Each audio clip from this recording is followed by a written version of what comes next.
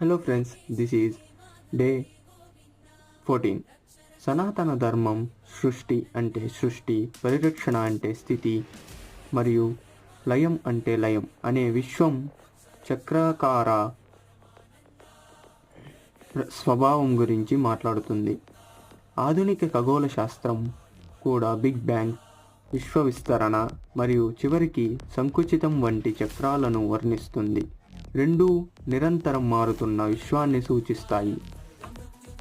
Hello friends, this is day 14. సనాతన ధర్మం సృష్టి అంటే సృష్టి, పరిరక్షణ అంటే స్థితి, మరియు లయం అంటే లయం అనే విశ్వం చక్రాకార స్వభావం గురించి మాట్లాడుతుంది. ఆధునిక ఖగోళ శాస్త్రం కూడా బిగ్ బ్యాంగ్, విశ్వ విస్తరణ మరియు చివరికి సంకుచితం వంటి